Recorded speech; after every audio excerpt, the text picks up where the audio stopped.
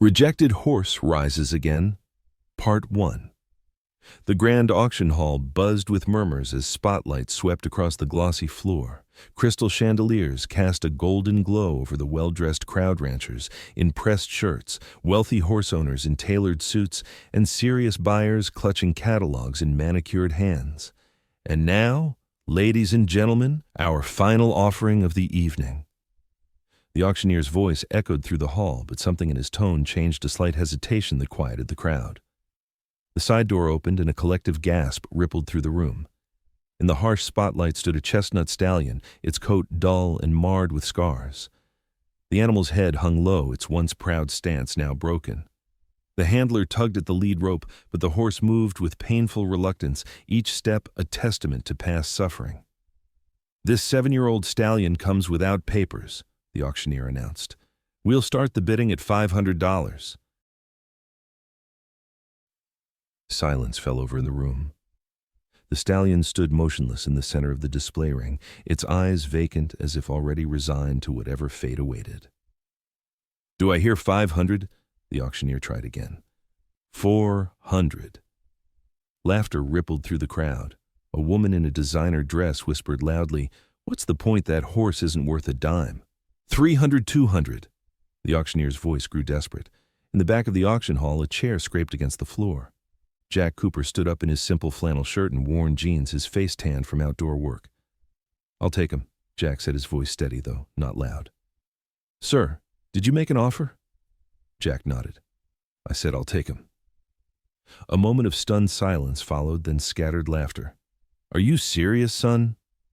An older man in an expensive suit turned to look at Jack. "That nag isn't worth the trailer ride home?" Jack kept his eyes fixed on the horse. "What's your asking price?" $200 to start. 200, Jack confirmed. The auctioneer looked around the room. "I have 200. Do I hear 250? No one moved. The crowd watched with a mixture of amusement and disbelief as the gavel came down. "Sold to the gentleman in the back for $200. After completing the paperwork, Jack approached the horse. The handler thrust the lead rope into Jack's hands and walked away without a word. Jack slowly crouched down to meet the stallion's gaze. The horse flinched but didn't turn away. Its eyes, though dull, showed a flicker of curiosity at this human who wasn't shouting or yanking at the rope. "Hey there," Jack whispered. "I'm Jack. I know you've had it rough, but that's over now. I promise." To everyone's surprise, the horse's ears twitched forward slightly. For the first time that night, it lifted its head and regarded Jack with what almost looked like interest. "What does he think he's doing?" someone murmured as Jack continued to speak softly to the animal. Jack loosened the too tight halter that had been cutting into the horse's face. "Let's get you out of here," he said, leading the stallion slowly toward the exit. As they stepped outside, the cool Kentucky night air swept over them. Jack paused, giving the animal a moment to breathe before guiding him to the trailer. "I'm calling you Maverick," Jack said, "because that's what you'll be again, a free spirit." The Cooper family farm sat nestled in the rolling hills of central Kentucky, a modest operation compared to the sprawling thoroughbred establishments that dominated the region. The white farmhouse overlooked 30 acres of pasture land divided by wooden fencing. A red barn stood nearby, flanked by a small riding arena and several paddocks. Dawn had barely broken when Jack's truck pulled up the gravel driveway, the trailer rattling behind. Robert Cooper, Jack's father, stepped outside, coffee mug in hand. "That the horse?" he called as Jack parked. Jack nodded. "His name's Maverick." Robert approached the trailer and peered through the slats, his weathered face, lined from decades of outdoor work, creased with concern. "Good Lord, son, what happened to him?" "Don't know the whole story yet," Jack replied, unlatching the trailer. "But I'm going to find out." In the early morning light, Maverick's condition appeared even worse. Ribs protruding through his dull coat, old scars crisscrossing his flanks, and fresh abrasions where ill-fitting tack had rubbed his skin raw. "Your mother's not going to like this," Robert said quietly. The screen door opened as Sarah Cooper stepped onto the porch, tying a robe around her waist. Her gray-streaked hair was pulled into a hasty ponytail. Jack, is that— She stopped, hand flying to her mouth. Oh my heavens. Sarah hurried down the steps, medical instincts overriding her shock. A retired nurse, she approached, slowly assessing the horse with professional detachment. How much did you pay for him? She asked. 200? She circled Maverick carefully. Might have been 190 too much. Mom. I'm just saying what anyone with eyes would say. She softened, touching her son's arm. But I know why you did it. Jack led Maverick toward the barn, his parents following at a respectful distance. Inside, he had prepared a large stall with fresh bedding water and hay. Maverick hesitated at the entrance, his ears flicking nervously. It's okay, Jack soothed. This is home now. Slowly, the stallion stepped inside. Rather than exploring, he moved directly to the far corner and stood facing the wall, his body rigid with tension. He's terrified, Sarah observed. Jack nodded, his throat tight. I know. You've got your work cut out for you, Robert said, placing a hand on his son's shoulder. But if anyone can reach him, it's you. Sarah studied her son's face. What made you choose this one, Jack? There must have been healthier horses at that auction. Jack watched Maverick standing motionless in the corner. There was something in his eyes, behind all that fear. There's still something fighting to survive. So, after his parents left, Jack pulled up a stool just outside Maverick's stall. He didn't try to approach the horse, respecting the animal's need for space. Instead, he simply sat, occasionally speaking in low, gentle tones about nothing in particular, the weather, the farm, his plans for the day.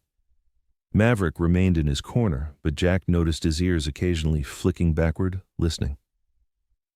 That night, Jack brought a sleeping bag to the barn and made himself comfortable on a pile of hay bales near Maverick's stall. He pulled out a well-worn copy of The Black Stallion and began to read aloud, his voice a gentle murmur in the darkness. Sometime during the night, Jack dozed off. He awoke at dawn to find Maverick had moved from his corner. The horse now stood facing the stall door, watching Jack with cautious interest. Good morning, Jack said softly. Sleep well. Maverick's ears pricked forward at the sound of his voice. It was progress, small but real. The next 3 days followed a similar pattern. Jack spent every moment he could in the barn, talking quietly, reading, or simply sitting in companionable silence. Maverick continued to refuse grain from the feed bucket. On the 4th morning, Jack entered the stall for the first time, moving slowly and keeping his voice low and steady. Maverick retreated to his corner, eyes wide with alarm. It's just me, Jack said, remaining near the door. I'm not going to hurt you. He sat cross-legged on the straw, placed an apple slice on his open palm, and extended his hand partway toward the horse. Then he waited, patient and still. An hour passed.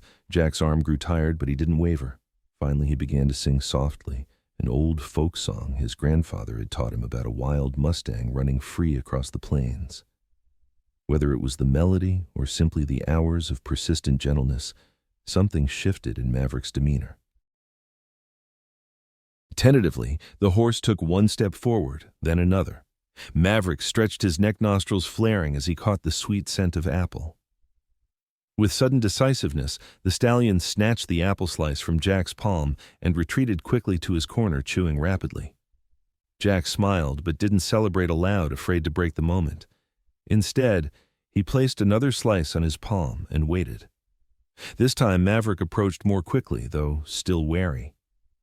By the 5th slice, he was standing close enough that Jack could feel his warm breath. That's it, Jack whispered. Nothing to fear here. That night, for the first time since arriving at the Cooper farm, Maverick emptied his feed bucket.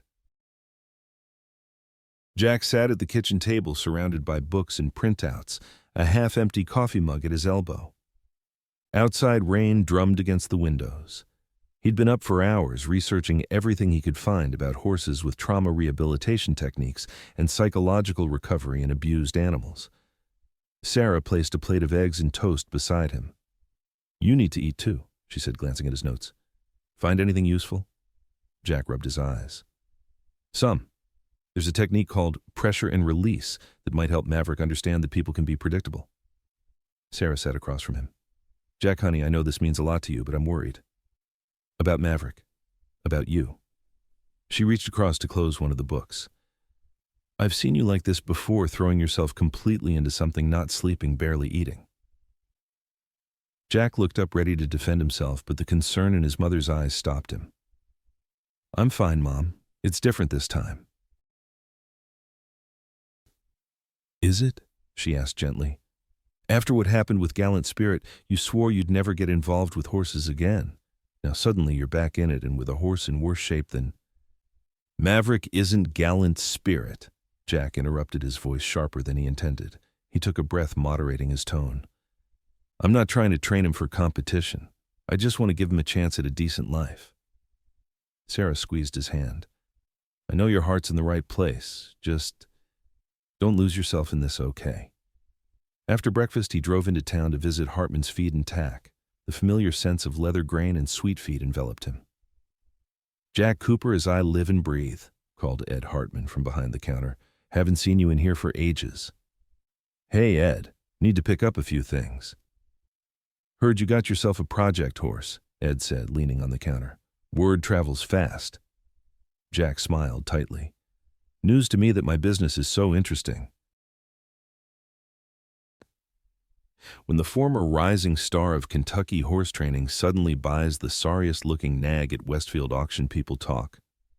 Ed's eyes held a mixture of curiosity and concern. They're saying the horse is untrainable, that it's dangerous. They're wrong, Jack said simply. He's just been through hell. As Ed gathered the items, the door chimed. A tall, broad-shouldered man in a Stetson hat entered, followed by two younger men in similar Western attire. Jack recognized him immediately. Mike Dawson, one of the most successful trainers in the county. Cooper, Dawson acknowledged with a curt nod. Heard you were back in the game. Just helping out a horse in need, Mike. Nothing competitive. Dawson gave a skeptical chuckle. That's so. Because I saw that wreck of a horse you bought. Looks more like a glue factory candidate than a rescue project. The two younger men snickered. Jack felt heat rising in his face, but kept his voice level. Every horse deserves a chance. Noble sentiment, Dawson replied, his tone making it clear he thought it was anything but. But some horses are just born bad, or broken beyond repair. You used to know that. Jack gathered his purchases. Thanks, Ed. Put it on my account. Running away from good advice, Cooper, Dawson called. Just like you ran from Harlan's stable when things got tough. Jack paused, a rush of old memories threatening to surface. He took a deep breath, then pushed through the door without looking back. Dr. Sarah Wilson's truck was parked near the barn when Jack returned home. Inside, he found his father standing with the veterinarian beside Maverick's stall. Jack, his father called. I know you wanted to wait, but I was worried. He still hasn't touched his morning feed. He ate last night, Jack protested, then turned to Dr. Wilson. He took apple slices from my hand yesterday. Dr. Wilson offered a small smile. That's a good sign, but your father was right to call me. She gestured toward Maverick. I've just done a preliminary examination. He's severely malnourished and those wounds need treatment. Jack set down his purchases. How bad?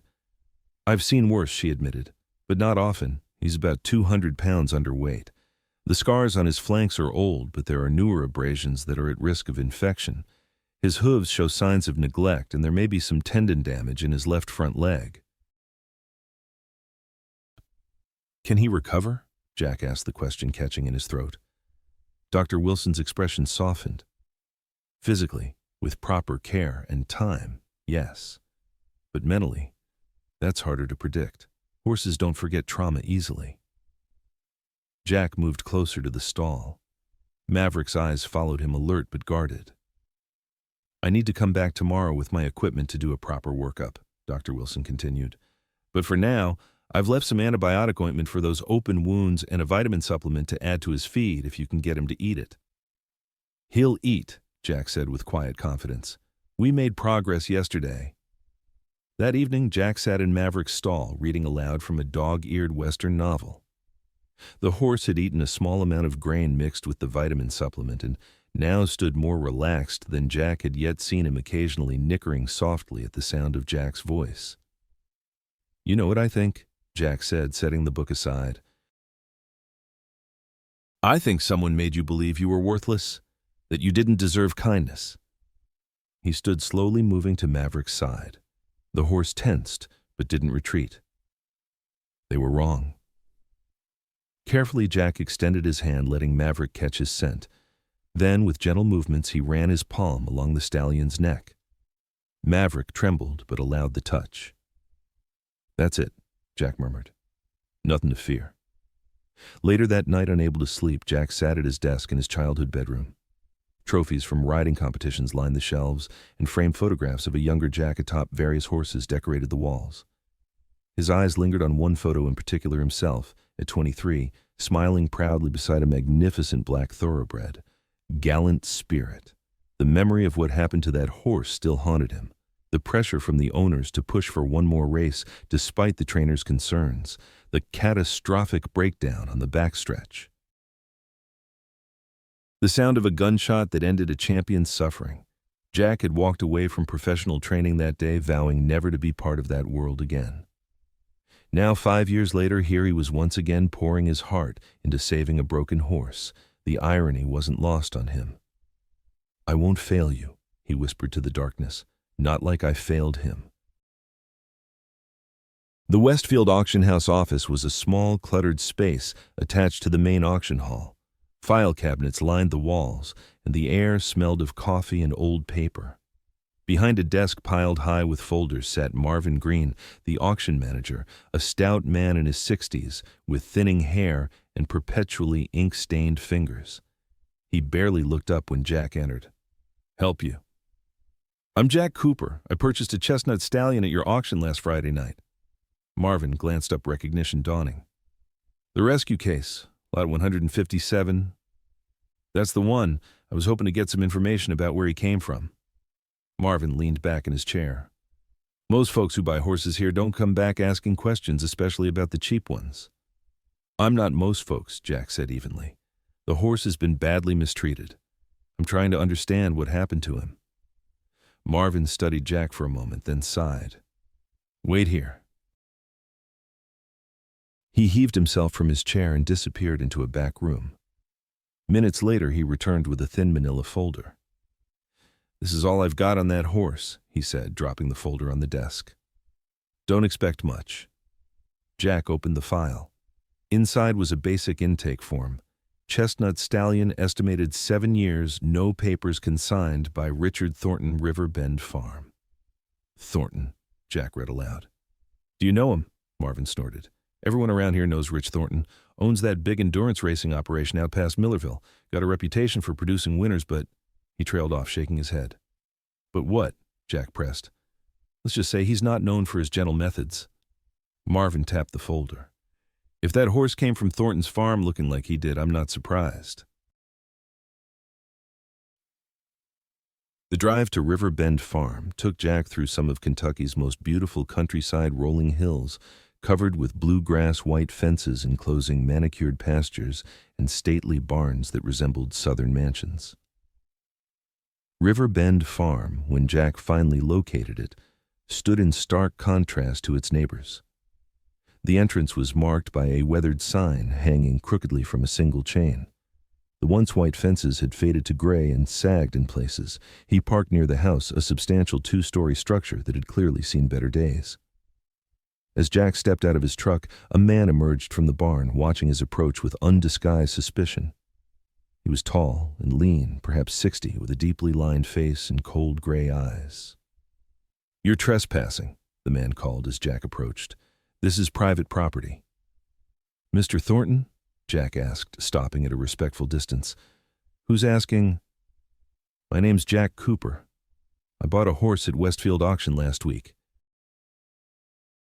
"A chestnut stallion that came from your farm." Thornton's expression didn't change, but something flickered in his eyes. Recognition, perhaps, or wariness. "Lot of horses go through that auction," he said dismissively. "Can't be expected to remember everyone." Jack held Thornton's gaze. This one would be hard to forget, scarred all over, half-starved, terrified of human contact. A muscle twitched in Thornton's jaw. "If you came here to accuse me of something, you can turn right around and leave." "I didn't come to accuse," Jack said, though it took effort to keep his voice level. "I came for information. That horse has been through hell, and I'm trying to help him recover." Thornton studied Jack for a long moment, then gave a curt nod toward a pair of weathered chairs on the porch. "5 minutes," he said. "Then you're gone." From the porch, Jack could see more of the property, a training ring with hard-packed dirt, several small paddocks containing thin-looking horses, and an endurance course winding into the hills beyond. "The stallion," Thornton finally said, "was supposed to be my next champion. Had all the making, speed, stamina, heart. I paid good money for him as a 3-year-old. "What happened?" Jack prompted. Thornton's mouth twisted into something between a grimace and a sneer. "He wasn't tough enough. Endurance racing isn't for the faint-hearted horse or rider. You need grit, determination, the will to push through pain. And if they don't have enough grit, then they don't make it in this sport," Thornton said flatly. "I don't waste resources on failures." "What happened specifically? Was there an incident?" Thornton's weathered face hardened. "Last year's Blue Ridge 100. Toughest endurance race in 3 states, 100 miles of mountain terrain in less than 24 hours. He was leading at the 80-mile checkpoint. A hint of pride crept into his voice. But then he started favoring that left front leg. Nothing serious, just needed to push through it. "You continued the race with an injured horse," Jack said, the statement hanging between them like an accusation.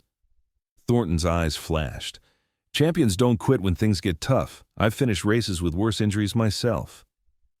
But he didn't finish. "No," Thornton admitted. "Collapsed at mile 92. Pathetic display. Wouldn't get up no matter what we tried." He looked away.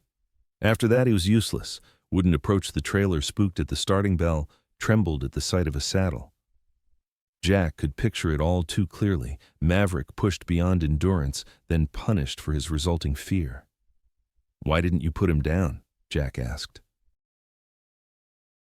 "If he was useless to you, why send him to auction in that state?" Thornton didn't answer immediately. When he finally spoke, his voice held a note Jack hadn't heard before, something almost like uncertainty. "Thought maybe someone would see something in him I didn't," he muttered.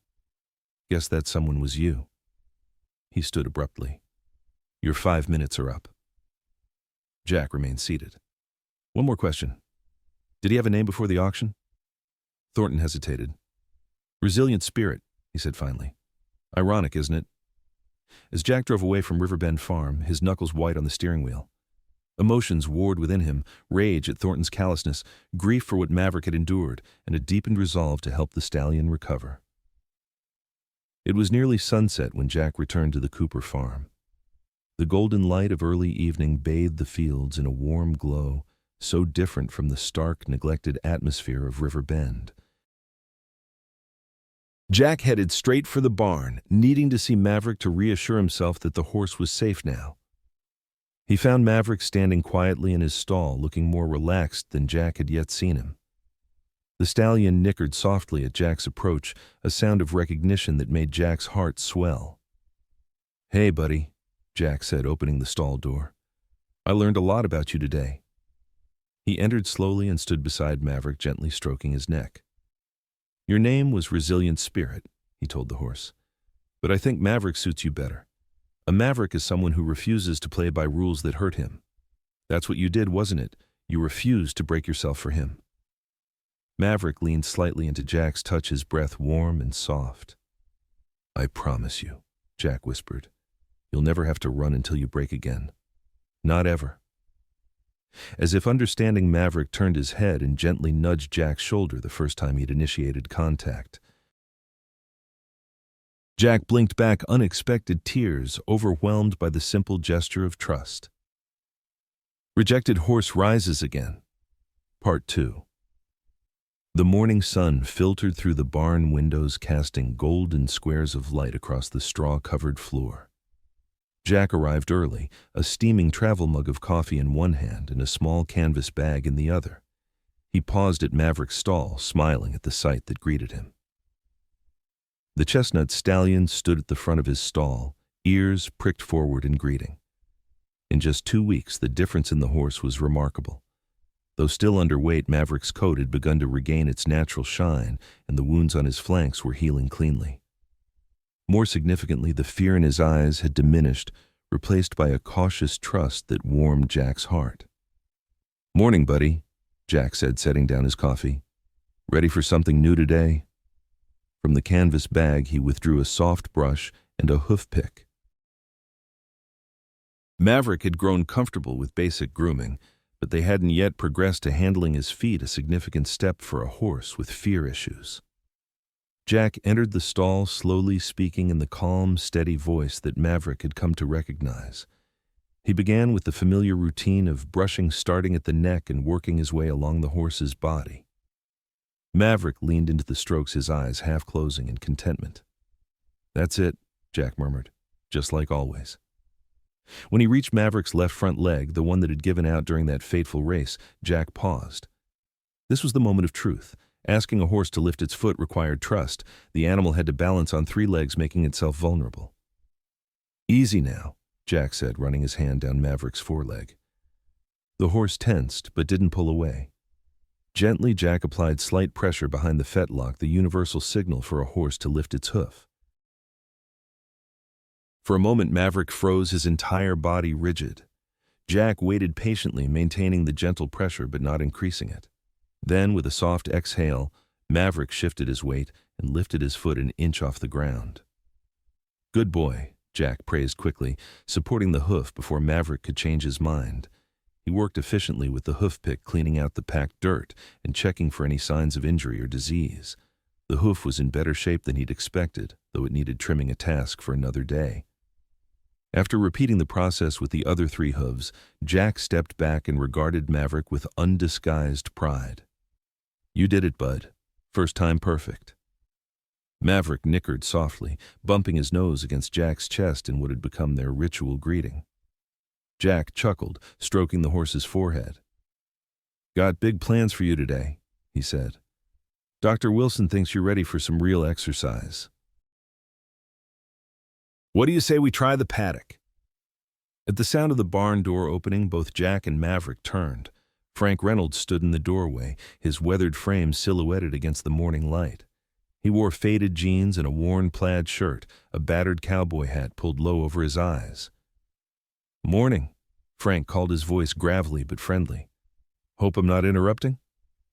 Jack had called Frank the previous evening after much deliberation. His instincts told him the older trainer genuinely wanted to help, and Jack couldn't deny that Frank's knowledge of Maverick's history could prove invaluable. "Right on time," Jack replied, stepping out of the stall. "We were just finishing up." Frank approached slowly, his experienced eye taking in Maverick's improved condition. "He looks better," he said, genuine approval in his tone. "You've done good work with him." Maverick watched Frank warily, ears flicking back and forth, but he didn't retreat to his corner, another sign of progress. "He remembers me," Frank observed. "But he's not panicking. That's promising." Jack nodded. "I was thinking of taking him to the paddock today. Let him stretch his legs a bit." Frank considered this. "Good idea, but let's keep it simple. Just lead him around at first. Let him get comfortable with the space. No pressure, no expectations." Together, they attached a lead rope to Maverick's halter. Jack led while Frank followed at a respectful distance. As they stepped out of the barn into the sunlit yard, Maverick hesitated, blinking in the brightness. His nostrils flared, drinking in the scents of grass hay and open air. "Give him a moment," Frank advised, when Jack made to encourage Maverick forward. "Let him take it in on his terms." Jack nodded, relaxing the tension on the lead rope. After a few seconds, Maverick stepped forward, willingly following Jack across the yard to the small paddock adjacent to the barn. Once inside the enclosure, Jack unclipped the lead rope, allowing Maverick freedom within the fenced area. The stallion stood motionless for a long moment, as if unsure what was expected of him. "He's forgotten what it's like to just be a horse," Frank said quietly. At Thornton's place, every minute outside a stall meant work, usually painful work. Jack's jaw tightened at the thought, but he kept his voice calm for Maverick's sake. Not anymore. This is just for him. Gradually, Maverick began to explore the paddock, moving in an ever-widening circle. His steps were tentative at first, then more confident.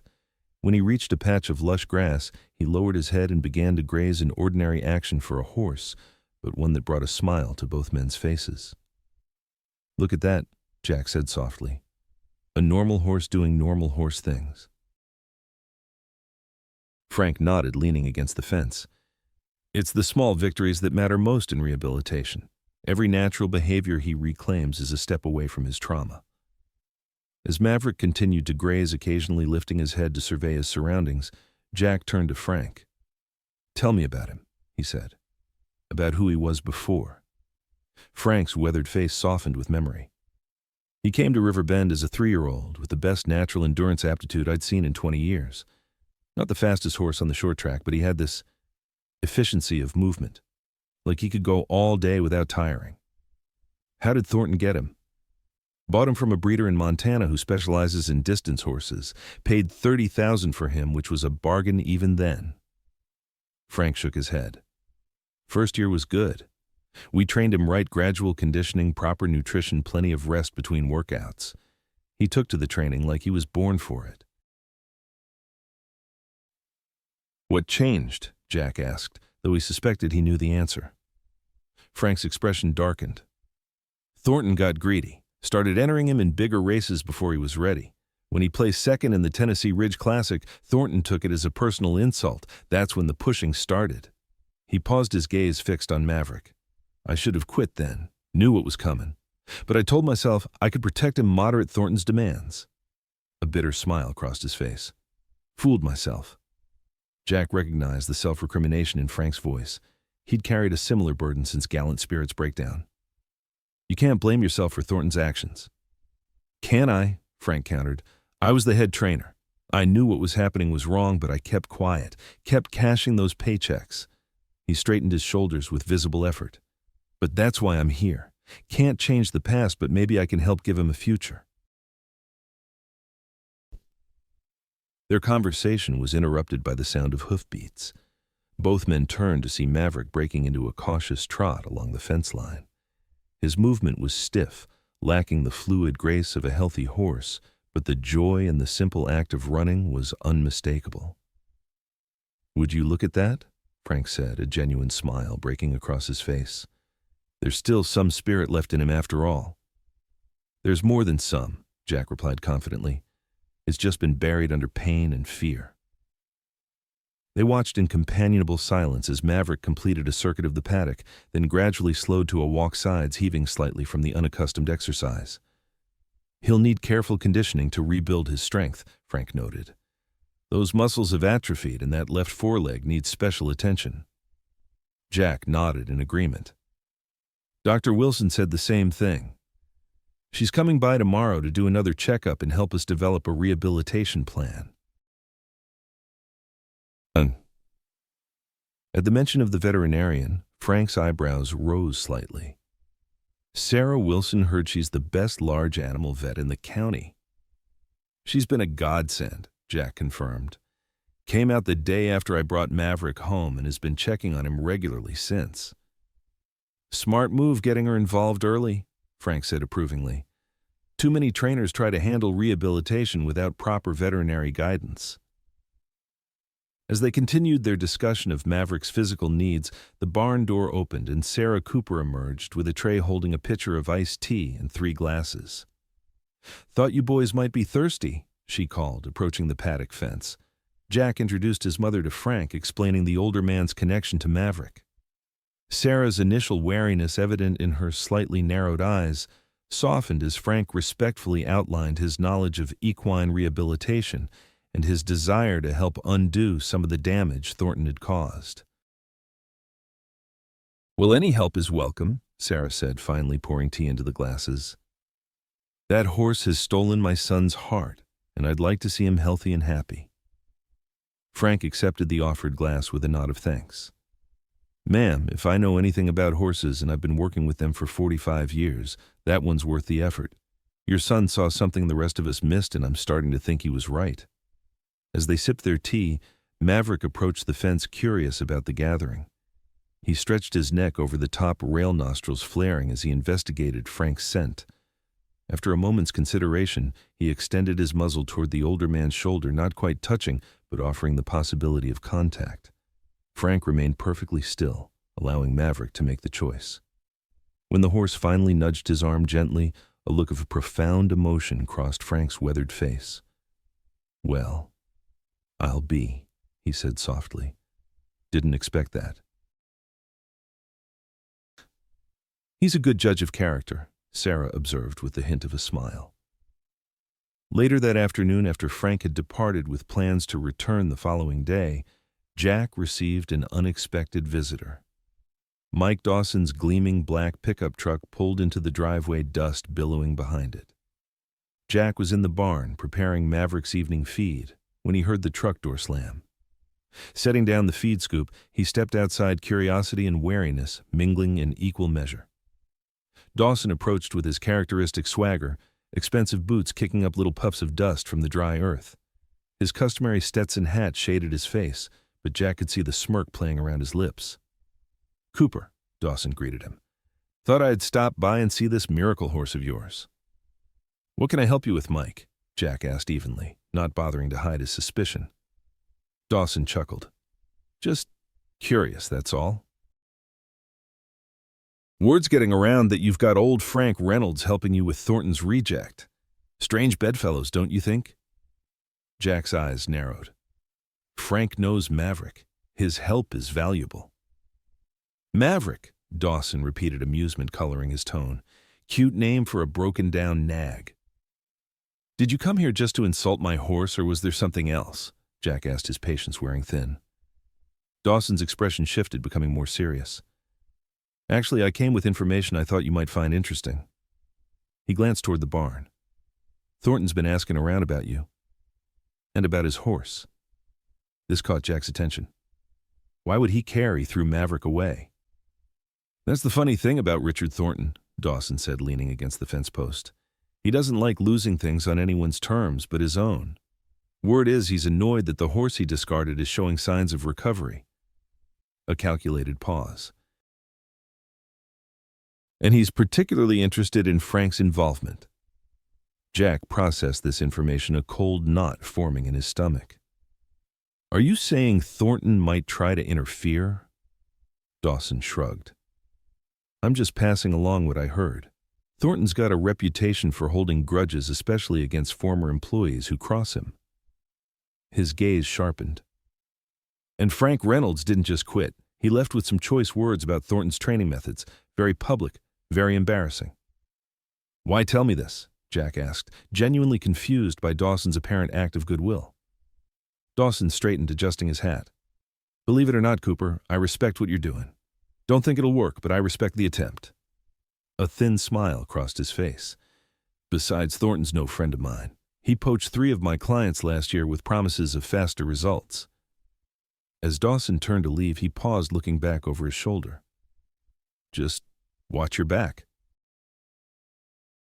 And tell Frank to watch his." After Dawson's departure, Jack returned to the barn, his mind churning with this new information. Maverick greeted him with a soft nicker, blissfully unaware of the potential complications brewing. "Don't worry," Jack told the horse, stroking his neck. "Nobody's going to hurt you again." Later that evening, after Maverick had been fed and settled for the night, Jack sat on the porch steps of the farmhouse, watching the sunset paint the Kentucky hills in shades of gold and amber. The screen door creaked behind him as Emma, his younger sister, emerged with 2 bottles of beer. "Thought you could use this," she said, handing him one before settling beside him on the step. "Mom said you had an interesting day." Jack took a grateful sip. "You could say that."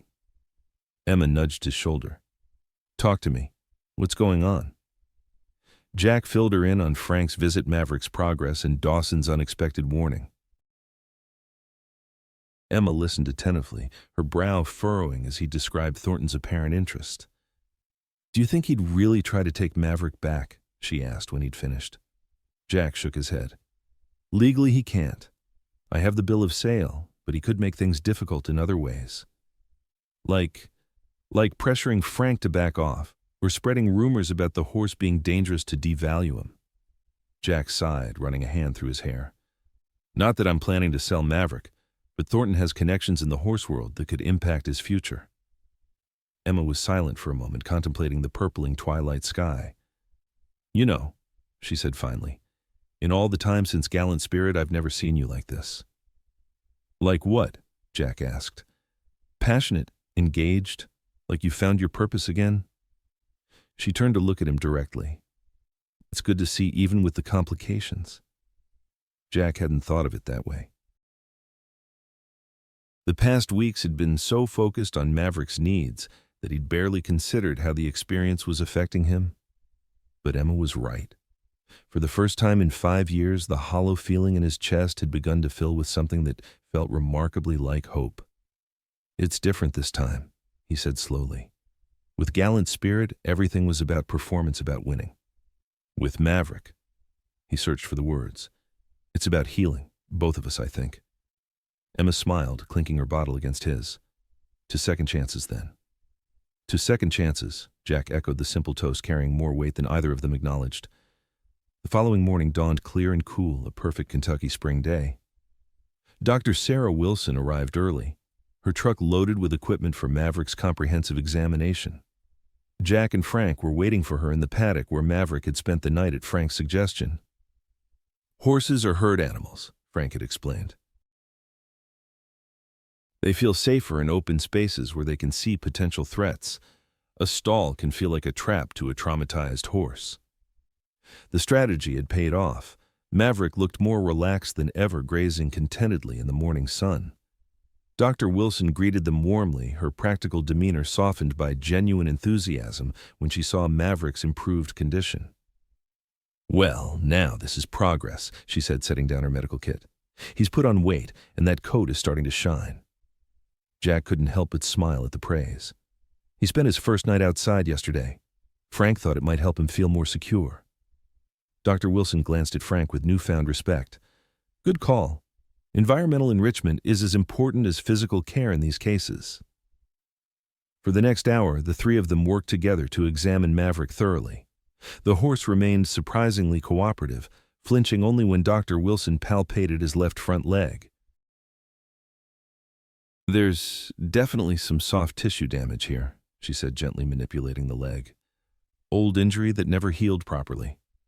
But the good news is, it's not irreparable. What's the treatment plan? Jack asked. Dr. Wilson straightened, pulling off her examination gloves. Controlled exercise to rebuild muscle, daily joint supplements, and hydrotherapy if possible. Cold hosing that leg after any workout will help reduce inflammation. Frank nodded in agreement. The creek on the north pasture would work for some water walking once he's ready. Natural footing, gentle current, not too deep. Perfect, Dr. Wilson said.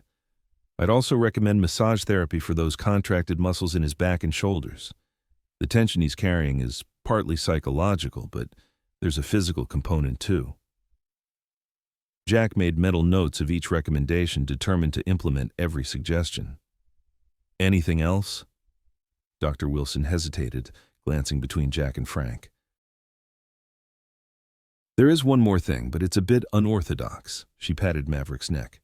I've been reading some research on equine PTSD. Yes, horses can develop something very similar. One approach that's showing promise is sensory reintroduction. Meaning, Jack prompted. Meaning carefully reintroducing the stimuli that trigger fear responses, but in a safe, controlled environment. She looked to Frank. You mentioned he panics at the sound of starting bells, the feel of certain tack. Frank nodded grimly. Among other things. Instead of avoiding those triggers forever, we gradually desensitize him to them. It's similar to exposure therapy in humans with anxiety disorders. Jack considered this. Sounds risky. It is, Dr. Wilson acknowledged. But without addressing those specific fears, he'll never fully recover. He'll just learn to function around them. Frank had been listening intently, his weathered face thoughtful. The doc's right, he said finally. I've seen this approach work with other horses. It's slow, requires infinite patience, but when it works, he smiled slightly. It's like watching a prisoner walk free. The imagery resonated with Jack. That was exactly what Maverick was, a prisoner of his past trauma, confined by fear even when physical barriers were removed. Okay, Jack decided. Let's do it. Where do we start? The three of them formulated a comprehensive rehabilitation plan that combined physical therapy with gradual sensory reintroduction. They would begin with the least threatening stimuli, the soft jingling of bits and buckles, the weight of a light blanket on Maverick's back, and progress only as the horse showed readiness. After Dr. Wilson departed with promises to return the following week, Jack and Frank set to work implementing the first phase of the plan. Frank had brought along a soft leather halter, similar in style, but gentler than the racing tack Thornton had used. "We'll start with the basics," Frank explained, holding the halter where Maverick could see and smell it. "Everything associated with his training at River Bend needs to be reconditioned with positive experiences." Jack watched as Frank patiently introduced the halter, allowing Maverick to investigate it thoroughly before making any attempt to put it on him.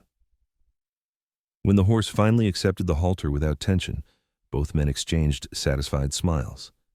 "Small steps," Frank said, "but meaningful ones."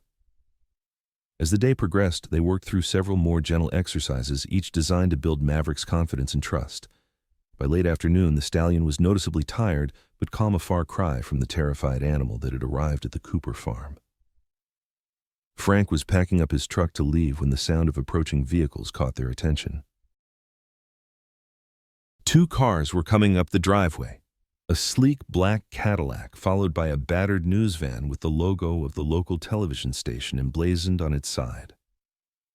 "What the hell?" Jack muttered, moving instinctively toward the paddock where Maverick grazed. Frank's face had hardened, his eyes fixed on the Cadillac. "Thornton," he said, the single word loaded with tension. Sure enough, as the Cadillac rolled to a stop, Richard Thornton emerged from the driver's seat, impeccably dressed in a tailored suit that seemed absurdly formal for a farm visit.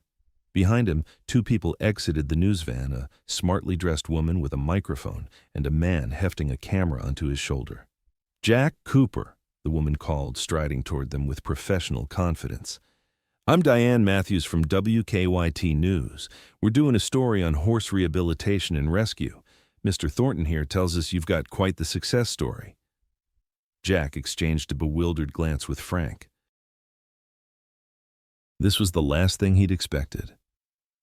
Thornton approached with a smile that didn't reach his cold eyes. "Cooper, Reynolds."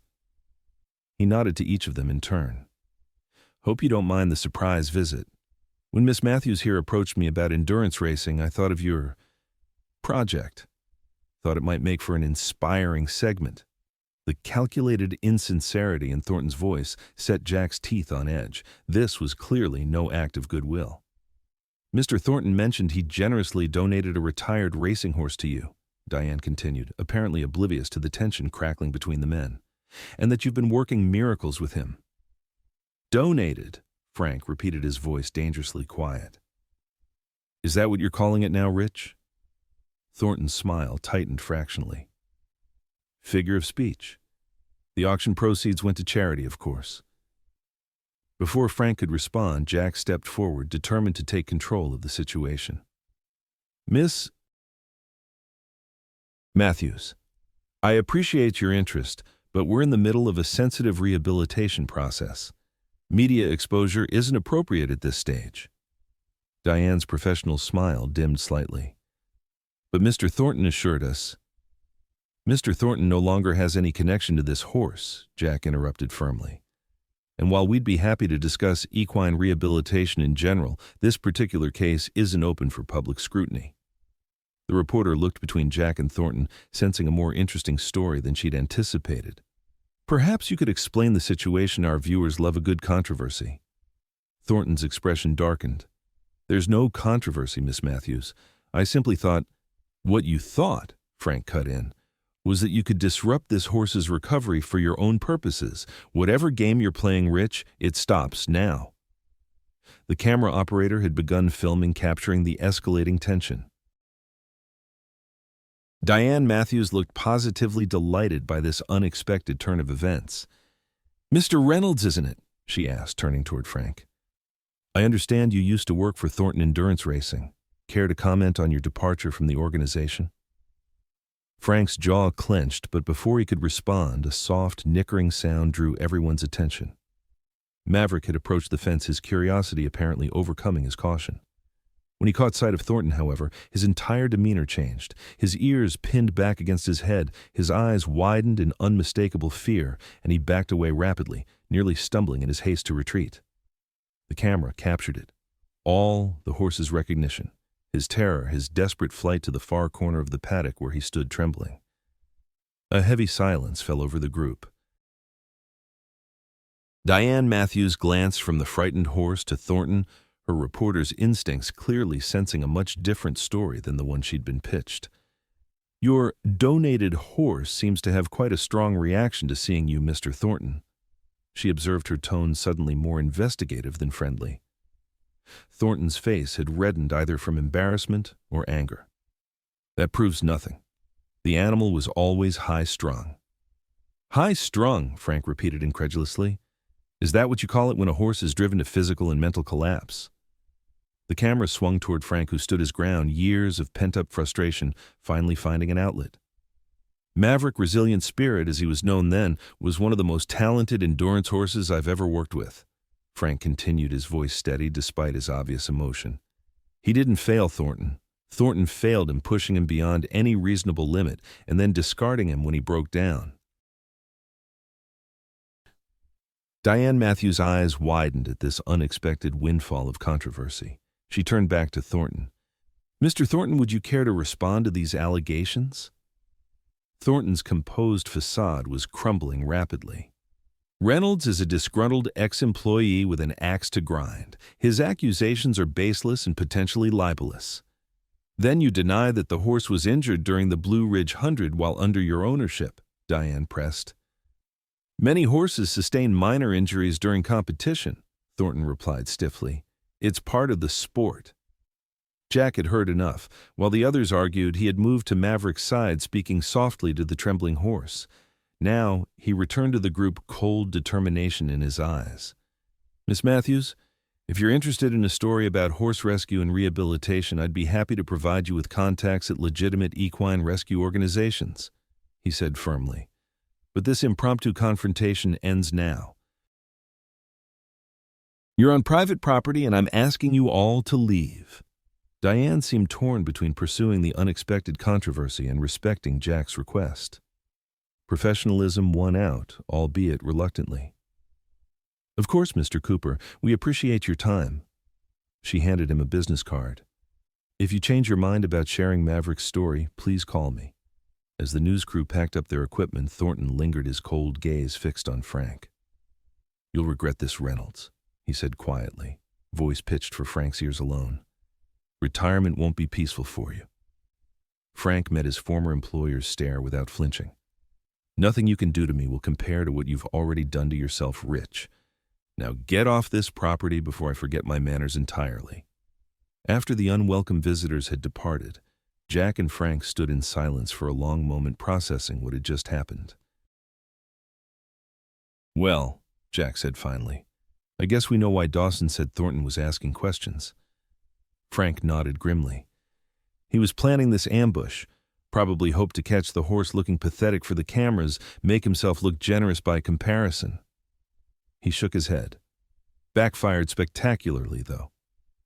Jack wasn't so sure. "Maybe, but now he's angry. And Thornton seems like the type to hold a grudge." "Oh, he is," Frank confirmed. "Trust me on that." They turned their attention back to Maverick, who remained in the far corner of the paddock, still visibly unsettled by Thornton's appearance. "This sets us back," Jack said with a sigh. "He was doing so well." Frank considered the trembling horse thoughtfully. "Maybe not as much as you think. Yeah, he's scared, but he didn't completely fall apart. A month ago, that encounter might have triggered a dangerous panic response." He glanced at Jack. "He's stronger than he looks, like someone else I know." Jack managed a small smile at the unexpected compliment. "Let's hope so, because I have a feeling our road just got more complicated." As the sun began to set, casting long shadows across the paddock, Jack and Frank worked together to calm Maverick. They moved slowly around him, not approaching directly but creating a peaceful presence that gradually soothed his agitation. "Good boy," Jack murmured as Maverick finally lowered his head and blew out a long breath, a sign of relaxation in horses. "That's it." Frank watched the interaction with quiet approval. "You've got away with him," he observed. "A natural connection." Jack shrugged, uncomfortable with the praise. "Just patience, that's all." "No," Frank said, shaking his head. "It's more than that. Patience can be learned, but what you've got, that intuition, that understanding that's inborn." A wistful expression crossed his weathered face. "I've worked with horses for over 40 years, and I still can't do what you do naturally." Before Jack could formulate a response, the sound of a truck engine caught their attention. Dr. Wilson's white pickup was returning, moving quickly up the driveway. "Wasn't expecting her back today," Jack said, puzzled. Dr. Wilson parked hastily and hurried toward them, concern evident in her brisk stride. "I passed a news van on the road," she said without preamble. "What happened?" Jack gave her a condensed version of Thornton's unwelcome visit, while Frank continued to monitor Maverick. Dr. Wilson's expression darkened as she listened. "That man," she said when Jack had finished. "I've treated too many horses that came from his program. Always the same pattern of injuries, excessive strain, inadequate recovery time." "You never reported him?" Jack asked. She sighed. "Tried once early in my practice. But without concrete evidence of willful abuse, there wasn't much the authorities could do. Pushing a horse hard isn't illegal, just unethical." Her gaze shifted to Maverick. "How's he doing?" "Shaken," Jack admitted. "But coming around. Frank thinks it might not be as big a setback as I feared." Dr. Wilson nodded thoughtfully. "Frank's probably right. In a way, this could be viewed as an unexpected step in the exposure therapy we discussed. Maverick saw Thornton, but in a safe environment with you present. He was scared, but survived the encounter." It was a perspective Jack hadn't considered. "So this could actually help in the long run." "Possibly," Dr. Wilson conceded. "Though I wouldn't have chosen to introduce such an intense trigger so early in the process." As they continued their discussion, Maverick cautiously approached the fence drawn by Dr. Wilson's familiar voice. When he reached them, he extended his muzzle toward Jack's pocket where an apple slice was often hidden. Jack laughed, the sound releasing some of the day's tension. Okay. I see your priorities." He produced the treat, which Maverick accepted with surprising delicacy. Dr. Wilson smiled at the exchange. "Food motivation is a good sign. Traumatized animals often lose their appetite." "He's come a long way," Frank agreed, "but we've still got a mountain to climb." They spent the next half hour discussing adjustments to Maverick's rehabilitation plan in light of the day's events. Dr. Wilson suggested incorporating more confidence-building exercises, while Frank emphasized the importance of maintaining a consistent routine to provide security. As darkness fell, Jack led Maverick back to his stall in the barn. Though the horse had been doing well in the paddock after today's stress, they all agreed the familiar enclosure might be comforting. After securing Maverick for the night with fresh water and hay, Jack walked Dr. Wilson and Frank to their vehicles. "Same time tomorrow?" he asked Frank. The older man nodded. "I'll be here. And Jack?" He hesitated, uncharacteristically uncertain. "I'm sorry about today. Thornton coming here, that was because of me, my history with him." Jack shook his head firmly. "You don't owe me any apologies, Frank. If anything, I should thank you for standing up to him." After they'd departed, Jack returned to the barn for one final check on Maverick. The stallion was munching contentedly on his hay, seemingly recovered from the day's excitement. "Good night, buddy," Jack said softly, running a hand along the horse's neck. "Tomorrow's a new day." As Jack walked back to the house under a sky scattered with stars, he reflected on how quickly life had changed since that night at the auction. What had started as a simple act of compassion had evolved into something far more complex, a journey of healing that now faced unexpected opposition. But despite the complications, Jack felt a sense of purpose, stronger than anything he'd experienced since walking away from professional training 5 years ago. Maverick needed him, and in a way he was only beginning to understand he needed Maverick too. "We're going to make it," he murmured to the night sky. "Both of us." Rejected Horse rises again. Part 3. Dawn broke over the Cooper farm in a symphony of golds and ambers, the morning mist rising from the fields like spectral wisps. Jack stood at Maverick's stall watching the chestnut stallion devour his breakfast with healthy enthusiasm. Despite yesterday's confrontation with Thornton, Maverick seemed remarkably composed, another small victory in his ongoing recovery. "Morning, handsome," Jack said, smiling as Maverick looked up from his feed bucket. "Ready for a big day." It had been 3 weeks since Thornton's unwelcome visit, and in that time Maverick had made steady progress. The rehabilitation plan created by Dr. Wilson with Frank's expert input was showing results beyond what any of them had dared hope. The stallion's physical condition had improved dramatically. His coat now gleamed with health, his once prominent ribs were covered with muscle, and even his damaged leg showed signs of healing. More impressive still was his psychological transformation. The terrified, withdrawn horse from the auction house had given way to a curious, increasingly confident animal who greeted Jack each morning with soft nickering and eager eyes, to the soft sand footing that provided the perfect environment for their work. The morning routine began with familiar groundwork exercises, leading, stopping, and turning on command, all reinforced with gentle praise and the occasional apple slice. When Maverick was thoroughly warmed up and relaxed, Frank produced a soft fleece saddle pad from his canvas bag.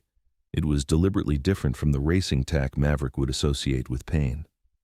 This one was forest green rather than the traditional white and made of plush material that would feel gentle against his back. "Remember," Frank cautioned, "we move at his pace, not ours. If he shows signs of distress, we back off immediately." Jack nodded, taking the pad. They had prepared for this moment with weeks of desensitization, brushing Maverick's back with increasing pressure, draping light towels across his withers, and gradually introducing the scent of leather and fleece. "Hey, buddy," Jack said softly, approaching Maverick with the pad visible in his hands. "Look what I've got. Nothing scary here." Maverick eyed the saddle pad ears, flicking forward with interest rather than pinning back in fear. Jack allowed him to sniff the pad, thoroughly familiarizing himself with its scent and texture. When Maverick seemed comfortable, Jack raised the pad slowly toward his back. This was the critical moment. At Riverbend Farm, the act of saddling had often preceded painful forced exercise or harsh training methods. If any object were to trigger Maverick's trauma responses, this would be it. Maverick tensed as the pad hovered above his back, his muscles twitching beneath his gleaming coat. But he didn't shy away or panic. "Easy," Jack murmured, his voice a soothing constant. "You're safe. Always safe with me." With infinite gentleness, he lowered the pad onto Maverick's back. The horse remained still, though his rapid breathing betrayed his anxiety. Frank stood nearby, watchful but not interfering, allowing Jack and Maverick to navigate this crucial moment together. "Good boy," Jack praised, running his hand along Maverick's neck. "So brave." For several minutes they simply stood there, the pad resting lightly on Maverick's back, while Jack stroked his neck and spoke in soothing tones. Gradually, Maverick's breathing slowed, his posture relaxed, and he released a deep, shuddering breath that horsemen recognized as a sign of acceptance. Frank's weathered face broke into a smile. "Well, I'll be damned," he said softly. "Didn't think we'd get this far today." Encouraged by Maverick's calm acceptance, Jack decided to try another step. With slow, deliberate movements, he began to walk Maverick in a small circle, the pad still in place on his back. The stallion followed willingly, showing no signs of distress at the unfamiliar sensation of the pad shifting slightly with his movement. "Look at him," Jack said, unable to keep the pride from his voice, "acting like it's the most natural thing in the world." "He trusts you," Frank observed. "That's what makes the difference. He knows you won't ask anything of him that would cause harm." After a few more minutes of walking, Jack removed the pad, ending the session on a positive note. Maverick received lavish praise and a handful of small treats, reinforcing the experience as something positive rather than threatening. As they returned Maverick to his stall for a rest, Frank clapped Jack on the shoulder. "That was textbook perfect, son. Couldn't have handled it better myself." Coming from Frank with his decades of experience, the compliment meant a great deal. Jack felt a surge of satisfaction that went beyond professional pride. This wasn't just about proving his skills as a trainer. It was about keeping a promise he'd made to a broken horse on a dark auction house floor. "We've still got a long way to go," Jack reminded himself, not wanting to get overconfident. "True," Frank agreed, "but don't underestimate what you accomplished today. 3 months ago, that horse would have panicked at the mere sight of a saddle pad. Today, he wore it like a champion." They were interrupted by the arrival of Dr. Wilson, who had been making weekly visits to monitor Maverick's progress. She greeted them with her characteristic brisk warmth, her experienced eyes immediately noting the positive changes in Maverick's demeanor. "Someone's looking happy today," she remarked, approaching the stall where Maverick now dozed peacefully in the late morning sun. "Successful session." Jack filled her in on the morning's achievement with the saddle pad. Dr. Wilson listened attentively, nodding her approval. "That's significant progress," she confirmed. "His stress indicators are way down from when I first examined him. Heart rate, normal respiration, easy, no excessive sweating." She smiled at Jack. "Whatever you're doing, it's working." "It's a team effort," Jack replied, glancing at Frank. "Couldn't have done it without Frank's guidance." Dr. Wilson's examination confirmed what they'd observed. Maverick was thriving under their care. His weight had stabilized at a healthy level. His coat gleamed with vitality, and even his damaged leg showed remarkable improvement. "I think we can start introducing some light groundwork for that left foreleg," she suggested after completing her assessment. "Nothing strenuous, but some targeted exercises to strengthen the supporting muscles." Frank nodded thoughtfully. "The creek work we discussed might be good for that. Water provides resistance without impact." "Exactly what I was thinking, Doctor." Wilson agreed. "Start with just 5 minutes and gradually increase as he builds strength." As they continued discussing Maverick's physical rehabilitation, Emma appeared at the barn entrance waving a newspaper. Her expression was troubled, immediately putting Jack on alert. "Have you seen this?" she asked, handing him the local paper, the Millerville Chronicle. Jack unfolded the paper, Frank and Dr. Wilson moving to read over his shoulder. The headline on page 3 made his stomach clench. "Controversial horse trainer alleges animal theft and mistreatment." Beneath the headline was a photograph of Richard Thornton standing beside a gleaming trophy, looking every inch the successful horseman. The article quoted him extensively, claiming that his valuable endurance prospect had been acquired under dubious circumstances and was now being subjected to experimental rehabilitation techniques by unqualified handlers. Though the article didn't name Jack or Maverick directly, likely due to legal caution, the implications were clear to anyone familiar with the situation. That lying son of a Frank began, his face flushing with anger. "Easy," Dr. Wilson cautioned, though her own expression was grim. "This is exactly what he wants to provoke a reaction." Jack read through the article again, his initial shock giving way to cold anger. Thornton had cleverly crafted his allegations to avoid outright libel while still casting doubt on Maverick's rehabilitation. He'd even managed to imply that Frank's involvement was some kind of vendetta against his former employer rather than genuine concern for the horse's welfare. "What do we do?" Emma asked, her brow furrowed with worry. "People in town are already talking." Jack folded the newspaper deliberately, his mind working through the implications.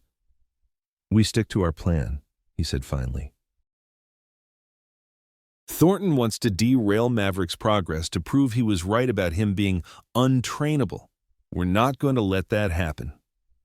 "The best response is success," Dr. Wilson agreed. "Results speak louder than allegations in a small-town newspaper." Frank had been uncharacteristically quiet, his weathered face set in hard lines. "Thornton won't stop with one article," he warned. "I know how he operates. This is just the opening move." Jack suspected Frank was right. Thornton's wounded pride wouldn't be satisfied with a single shot across the bow. But what could his endgame possibly be? He had discarded Maverick as worthless. Why this sudden interest in the horse's fate? The answer came later that afternoon when Mike Dawson's black pickup rolled up the driveway for the second time that month. The trainer's expression was serious as he approached Jack and Frank, who were preparing for Maverick's afternoon session. "Figured you'd have seen the article by now," Dawson said without preamble. "But there's more you should know." Jack gestured toward the porch. "Let's talk inside." Once seated at the kitchen table with coffee mugs in hand, Dawson revealed what he'd learned from his connections in the endurance racing community. Thornton's newest prospect, a gray gelding he was bragging about last month, broke down during training. Severe tendon injury, career ending. Dawson sipped his coffee. "He's telling sponsors it's a temporary setback, but word is he's desperate for a replacement before the Blue Ridge qualifying season starts." Frank's eyes narrowed, and suddenly he remembers Maverick exists. "Bingo," Dawson confirmed. "I've heard he's been showing that newspaper article to potential investors, claiming he's going to rescue his champion from incompetent handling and put him back on the circuit." Jack felt a chill despite the summer warmth. He can't take Maverick back. "I have legal ownership." "Legally, you're in the clear," Dawson agreed. "But Thornton has ways of making things difficult. Sponsors, venue owners, transport companies. He's got connections throughout the industry. He can't force you to sell, but he can make Maverick's future challenging if he puts his mind to it." The implications were troubling. Jack had been focused on Maverick's rehabilitation, not his long-term future in the equestrian world. But eventually, Maverick would need more than the Cooper farm could offer. Perhaps a career in a discipline better suited to his temperament, or even a role in therapeutic riding once he was fully recovered. "Why are you telling us this?" Frank asked Dawson, suspicion evident in his tone. "You and Thornton run in the same circles." Dawson's expression hardened. "We compete in the same events doesn't mean we're friends. Besides," he hesitated, an unusual display of uncertainty from the typically confident trainer. "I've been watching what you're doing with that horse. It's good work. Old-school horsemanship, the kind that's disappearing with all these quick-fix trainers." Jack studied Dawson with new interest. The man's reputation was built on winning at all costs, but perhaps there was more depth to him than Jack had given him credit for. "What would you suggest?" Jack asked. Dawson considered the question. "Document everything. Every step of Maverick's recovery, every veterinary visit, every milestone. Build a case that proves your methods are working." He leaned forward, his gaze intense. "And then make it public. Not through some small-town newspaper, but through channels that matter in the equestrian world." "Like what?" Frank asked. "The American Endurance Ride Conference publishes a journal. They're always looking for rehabilitation success stories. Or the Equine Welfare Alliance, they've been pushing for reforms in endurance racing for years." Dawson shrugged. "Get your story out there first, backed by facts and professional testimony. Make it harder for Thornton to spin his version." It was surprisingly good advice from someone Jack had long considered an adversary. The strategy made sense, fighting Thornton's misinformation with documented truth rather than defensive reactions. After Dawson departed, Jack and Frank discussed the situation with Dr. Wilson, who had returned for an evening check on Maverick. She immediately offered to provide detailed medical documentation of Maverick's condition upon arrival and his subsequent improvement under their care. "I've got colleagues at the university veterinary program who might be interested in this case as well," she added. "Equine PTSD is an emerging field of study. Maverick could contribute valuable data to the research." Their impromptu strategy session was interrupted by Robert Cooper, who entered the kitchen with an expression that mixed concern and amusement. "You all might want to see this," he said, handing Jack his tablet. On the screen was a social media post that had already accumulated hundreds of comments and shares. Someone had uploaded a video clip from the day Thornton had arrived with the news crew, specifically the moment when Maverick had recognized his former owner and reacted with obvious terror. The caption read, "Horse's reaction to former owner speaks volumes. This is resilient spirit." Allegedly mistreated by prominent trainer Richard Thornton, Now being rehabilitated by Jack Cooper in Millerville.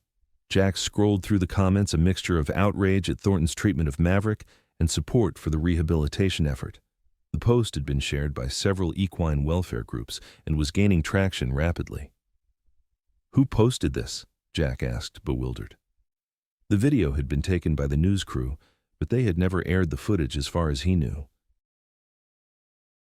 "Check the username," Emma suggested, looking over his shoulder. The account was named truth_and_training.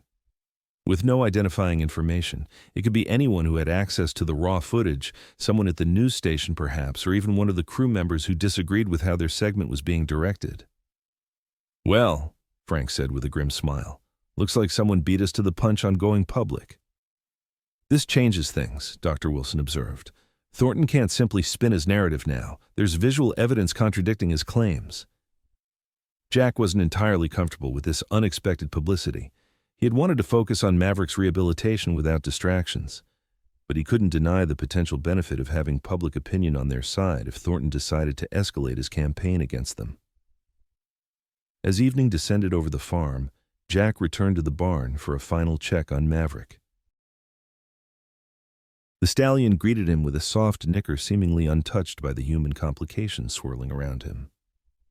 "Don't worry, boy," Jack murmured, stroking Maverick's neck. "Nobody's taking you anywhere." The following morning brought unexpected visitors to the Cooper farm. Jack was working with Maverick in the round pen, practicing the gentle desensitization exercises that had become their daily routine when a sleek silver SUV pulled into the driveway. Two women emerged, one in her 60s, elegantly dressed despite the rural setting, the other younger, perhaps in her 30s, carrying a professional camera. They approached the fence, watching Jack and Maverick with evident interest. Jack completed the exercise before acknowledging them, unwilling to interrupt Maverick's session for unexpected guests. When he finally turned toward them, the older woman smiled warmly. "Mr. Cooper, I'm Eleanor Whitfield, chairperson of the Equine Welfare Alliance. This is my colleague Jessica Chen, our media coordinator." She gestured toward Maverick, who was calmly accepting a treat from Jack's palm. "And I presume this is the famous resilient spirit, or Maverick, as I understand you've renamed him?" Jack was momentarily speechless. The Equine Welfare Alliance was one of the most respected advocacy organizations in the country, with significant influence in racing and competition circles. "Yes, ma'am," he finally managed. "What can I do for you?" Eleanor's smile widened. "Actually, it's what we might be able to do for each other, Mr. Cooper. That video of Maverick's reaction to Mr. Thornton has created quite a stir in the equestrian community. Our organization has been monitoring Richard Thornton's operation for some time, but we've never had compelling evidence to support intervention." She nodded toward Maverick. "Your work with this horse could change that." Jack led Maverick back to his stall, then joined the women on the porch where Sarah Cooper had set out iced tea and cookies. As they settled into rocking chairs, Eleanor explained their interest in more detail. "The Equine Welfare Alliance has been pushing for stricter regulations in endurance racing for years," she said, accepting a glass of tea from Sarah with a grateful nod. "The sport has grown too focused on speed and competition at the expense of horse welfare. Cases like Maverick's are unfortunately common, but rarely documented as thoroughly as yours appears to be. We're preparing a presentation for the American Endurance Ride Conference's annual meeting," Jessica added. "A case study of rehabilitation following documented abuse could be extremely powerful in arguing for rule changes." Jack considered their proposal carefully. On one hand, he had no desire to thrust Maverick into the spotlight or to become the public face of a reform movement. On the other hand, the Alliance's support could provide protection against Thornton's machinations and potentially help other horses in similar situations. "What exactly would this involve?" he asked. "Documentation primarily," Eleanor replied. "Photographs, video footage of Maverick's recovery process, veterinary reports, trainers' logs. We'd compile it into a presentation that highlights both the damage caused by extreme training methods and the potential for rehabilitation when proper techniques are applied." "We wouldn't need to identify you by name if you prefer anonymity," Jessica assured him. though having a respected trainer like yourself associated with the case would add credibility. Jack glanced toward the barn where Maverick was enjoying his midday rest. I'd need to consult with my team, Dr. Wilson and Frank Reynolds. They've been integral to Maverick's recovery. Of course, Eleanor agreed. We'd want their input as well, particularly Dr. Wilson's medical assessments. She hesitated, then added, There's something else you should know, Mr. Cooper. Richard Thornton is scheduled to speak at the conference, a presentation on progressive training techniques for endurance horses. Her expression made it clear what she thought of Thornton's methods. Your case study would provide a powerful counterpoint. The information was surprising, but not shocking. Thornton had always been skilled at presenting himself as an innovator in the sport, regardless of the actual impact of his methods on the horses in his care. I'll need some time to think about this, Jack said finally, and to discuss it with the others. Eleanor nodded, rising from her chair. Of course. We'll be in town for a few days, meeting with other local trainers and advocates. Perhaps we could return the day after tomorrow for your decision. After the women departed, Jack called an impromptu meeting with Frank and Dr. Wilson, who arrived within the hour. They gathered in the Cooper kitchen where Jack explained Eleanor's proposal. Dr. Wilson was immediately supportive. The Equine Welfare Alliance has been at the forefront of pushing for evidence-based training standards, she said. Their involvement could give Maverick's case the attention it deserves in the right circles. Frank was more cautious. It's a double-edged sword, he warned. Yes, it could help protect Maverick from Thornton's influence, but it also puts a target on all of us. Thornton has powerful friends in the industry who won't appreciate being called out even indirectly.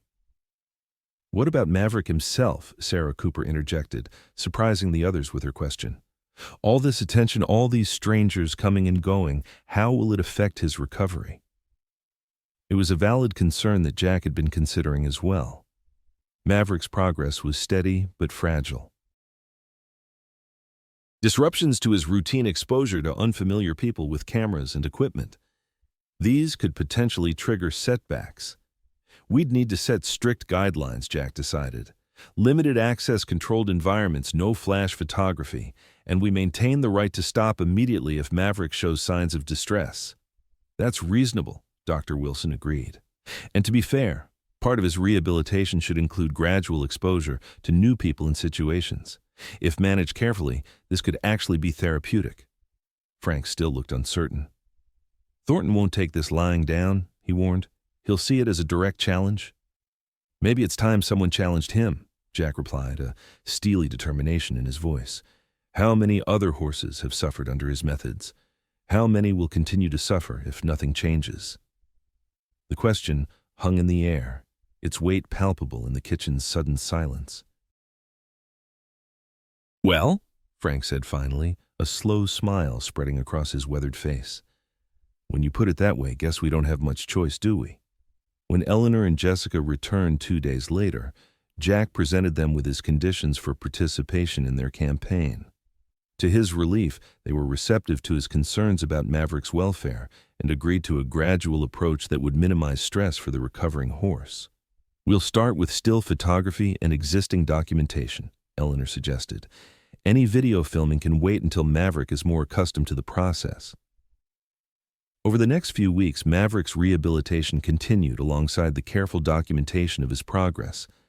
Jessica visited regularly, her camera capturing milestone moments: Maverick's first time wearing a full saddle, his introduction to the creek for water therapy, his increasingly confident interactions with unfamiliar handlers.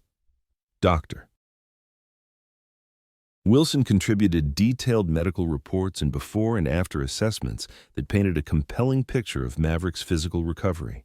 Frank provided invaluable insights into the psychological aspects of rehabilitation, drawing on his decades of experience with traumatized horses.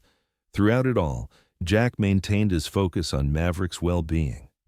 Each new step in their training program was taken only when the horse showed readiness, each exposure to outside elements carefully controlled to build confidence rather than trigger fear.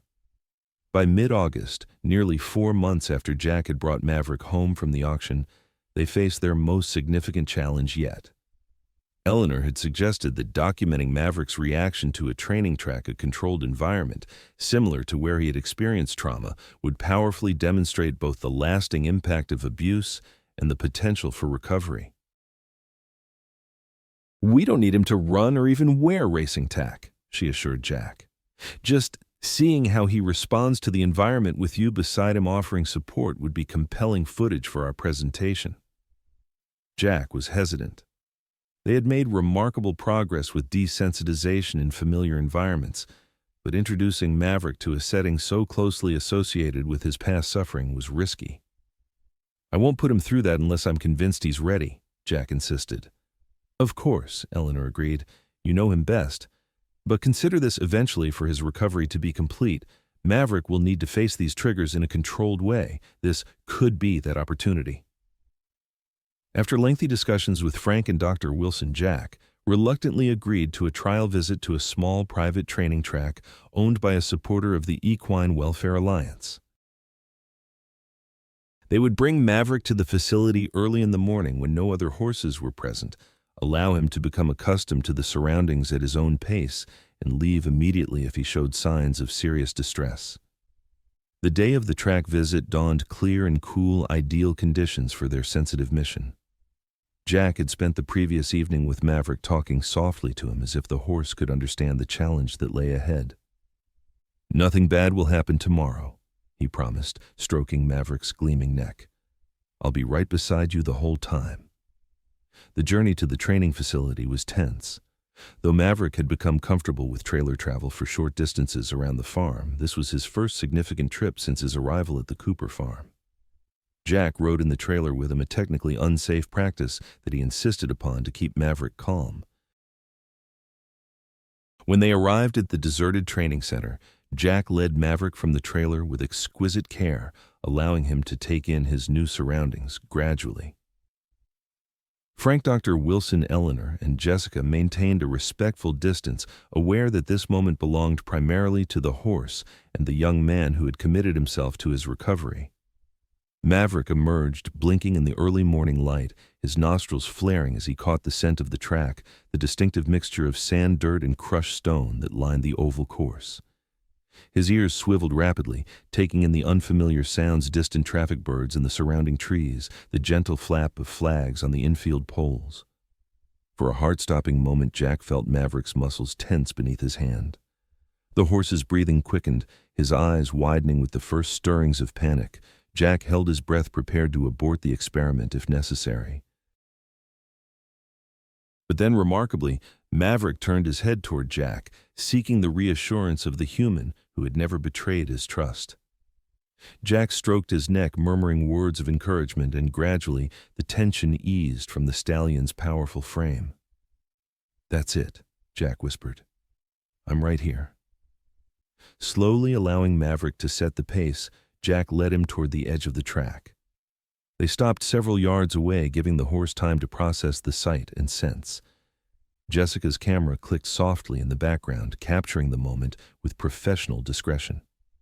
After several minutes of quiet observation, Maverick took a tentative step forward, then another, drawing closer to the track surface.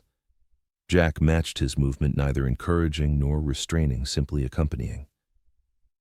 When they reached the edge of the track, Maverick paused again. His ears flicked forward, then back, a sign of internal conflict. Jack waited patiently, respecting the horse's need to process the complex emotions this place evoked. Then, in a moment that none of the observers would ever forget, Maverick reached his muzzle toward the track surface, sniffing curiously at the ground where he had once been driven to collapse. After a thorough investigation, he raised his head and turned to Jack with an almost questioning expression. "It's up to you, buddy," Jack said softly. "Whatever you decide." Maverick stood motionless for another long moment. Then, with deliberate calm, he stepped onto the track surface, his hooves making a soft thudding sound on the carefully maintained footing. Jack moved with him, maintaining the connection between them, as Maverick took first one step, then another onto the ground that had once been associated with pain and fear. They walked slowly along the rail, Maverick's head held at a comfortable height, his ears moving occasionally but no longer pinned back in anxiety. With each step, the stallion seemed to grow more confident, as if reclaiming territory that had been lost to trauma. After completing a quarter of the track's circumference, Jack gently guided Maverick back toward the others who had remained respectfully distant throughout the process. As they approached, Dr. Wilson discreetly wiped a tear from her cheek while Frank stood with arms crossed over his chest, his weathered face creased in a smile of profound satisfaction. "That," Eleanor said quietly, "was one of the most beautiful things I've ever witnessed in 40 years of horse advocacy." Jessica nodded, checking her camera display. "I got everything," she confirmed. "Every moment." The drive back to the Cooper farm was considerably more relaxed than the journey out had been. Maverick traveled calmly occasionally, nickering softly when Jack spoke to him through the trailer partition. As they unloaded back at the farm, Jack was struck by the change in Maverick's demeanor. The horse moved with a new confidence, his head held higher, his steps more assured. It was as if confronting the environment of his past trauma and finding it no longer threatening had released something within him, a final burden he had been carrying. That evening, as the sun set over the Kentucky hills, Jack sat on the paddock fence watching Maverick graze peacefully. Frank joined him, offering a thermos cup of coffee, which Jack accepted gratefully. "Never thought I'd see the day," Frank said, nodding toward Maverick. "Not with how he was when you found him." "He did all the hard work," Jack replied. "I just gave him the chance." Frank shook his head. "Don't sell yourself short, son. What you did, what you're doing, it matters. Not just for him, but for all the others that might be saved because of what we're documenting here." Jack considered this. He had begun this journey focused solely on saving one horse with no thought to broader implications. But perhaps that was how real change often started, with a single act of compassion that rippled outward in unexpected ways. "The conference presentation is in 3 weeks, Jack noted. "Think we'll be ready?" Frank smiled, the setting sun casting his weathered face in a golden glow. "Son, after what I saw today, I think you're ready for anything." As if sensing he was the topic of conversation, Maverick lifted his head from grazing and looked toward them, his eyes clear and untroubled in the fading light. He nickered softly, then returned to his evening meal, the picture of equine contentment. In that peaceful moment, watching the horse who had come so far from the broken creature at the auction house, Jack felt a sense of fulfillment deeper than anything he'd experienced in his years of professional training. This wasn't about ribbons or trophies or purse money. This was about restoration, not just of a horse's body and spirit, but of his own faith in the bond between humans and the animals entrusted to their care. The American Endurance Ride Conference convened in Louisville 3 weeks later, drawing participants from across the country. The grand ballroom of the historic Brown Hotel had been transformed for the occasion, with projection screens and professional lighting, creating an atmosphere of serious purpose despite the elegant surroundings. Jack stood backstage, adjusting his tie nervously. He had opted for formal attire, a charcoal suit that had last seen use at his cousin's wedding 3 years ago, at Eleanor's gentle insistence that presentation mattered when addressing this audience. "You look fine," Frank assured him, surprisingly comfortable in his own Western-cut suit. "Stop fiddling with that tie before you strangle yourself." Jack managed a tense smile. Public speaking had never been his strong suit, and the stakes today felt particularly high. In the audience were influential figures from every corner of the endurance racing world: trainers, owners, veterinarians, and rule-making officials. Somewhere among them, though Jack hadn't yet spotted him, was Richard Thornton, scheduled to present his progressive training techniques in the afternoon session. Eleanor appeared elegant in a navy blue dress, her silver hair swept into a sophisticated updo. 10 minutes, she informed them. The introductory remarks are almost finished. Dr. Wilson joined them, completing their presentation team. She had contributed significantly to the medical aspects of their case study, providing irrefutable evidence of Maverick's physical condition upon rescue and his subsequent recovery. "Any sign of Thornton?" Frank asked quietly. Eleanor nodded. "Front row, center section. Impossible to miss. He's the one with the perpetual scowl." Despite his nervousness, Jack felt a surge of determination. They had prepared meticulously for this moment, assembling a presentation that documented every aspect of Maverick's journey, from the terrified, emaciated horse at the auction to the confident, healthy animal he had become. Jessica had compiled their photographs and video footage into a powerful visual narrative, while Dr. Wilson had prepared medical charts and comparative analyses that demonstrated the physical transformation in undeniable terms. Frank had contributed invaluable insights into the psychological rehabilitation process, and Jack had recorded daily logs that tracked Maverick's progress through each milestone. Together, it told a story not just of one horse's recovery, but of the fundamental principles that should guide all equine training: patience, respect, understanding, and above all, recognition of each animal's individual nature and needs. When their names were announced, Jack took a deep breath and followed Eleanor onto the stage. The ballroom was packed, every seat filled with additional spectators standing along the walls. The bright lights made it difficult to see individual faces, but Jack could feel the weight of hundreds of eyes upon him. Eleanor began with a brief introduction outlining the Equine Welfare Alliance's mission and the purpose of their presentation. Then she turned the podium over to Jack, whose throat suddenly felt dry as parchment. 4 months ago, he began, his voice initially unsteady but gaining strength with each word, I attended the Westfield auction with no intention of purchasing a horse. I was there to observe, nothing more. But then I saw a chestnut stallion being led into the ring, or rather dragged in. He could barely walk. His body was covered in scars, and his eyes. Jack paused, the memory still vivid. His eyes were empty, as if he'd given up on life entirely. The image of Maverick on that first night appeared on the screen behind him, thin, dull-coated head hanging low. A murmur ran through the audience. That horse had a name once, Jack continued, Resilient Spirit. He had been a promising endurance prospect before being pushed beyond his physical and psychological limits. When he could no longer perform as demanded, he was discarded as worthless.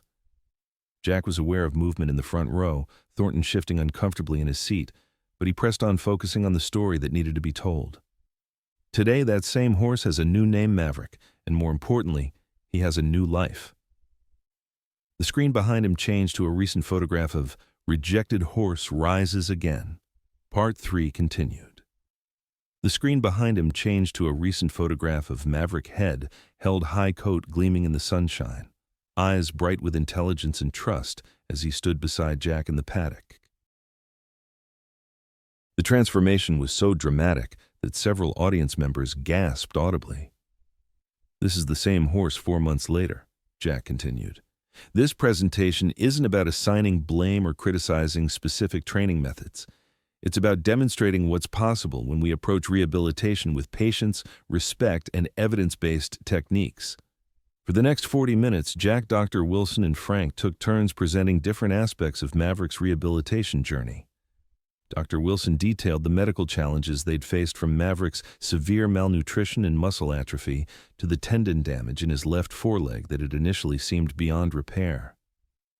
The physical injuries were significant, she explained, gesturing to detailed veterinary charts, but ultimately treatable with proper nutrition, controlled exercise, and time. The psychological trauma, however, presented the greater challenge. Frank stepped forward, then his decades of experience lending weight to his words as he described the painstaking process of rebuilding Maverick's trust. Horses don't forget, he told the audience. They carry their experiences, good and bad, in every fiber of their being. Our task wasn't to erase Maverick's past, but to help him move beyond it. The presentation continued with video footage of key moments in Maverick's recovery. His first tentative steps into the paddock, his gradually increasing confidence with handling, and most powerfully, his recent visit to the training track, where he had walked calmly alongside Jack on the very type of surface that had once been associated with his worst experiences. Throughout it all, Jack was acutely aware of Thornton's presence in the front row. The man sat rigid in his chair, his expression a carefully maintained mask of professional interest that failed to hide the anger in his eyes. As they neared the conclusion of their presentation, Eleanor rejoined them on stage. The Equine Welfare Alliance believes that Maverick's case, while remarkable, is not unique, she stated. Many horses in competitive disciplines face similar challenges when the pursuit of victory overshadows their well-being. What is unique here is the documented journey from trauma to recovery, a journey that offers valuable lessons for our entire community. She turned to Jack, inviting him to deliver the closing remarks they had carefully prepared. Maverick's story isn't just about rehabilitation, Jack said, his voice strong with conviction. It's about responsibility. As trainers, owners, and caretakers, we hold these animals' lives in our hands. They can't speak for themselves. They can't quit when conditions become abusive. They can only endure until they can't. He paused, his gaze sweeping across the audience.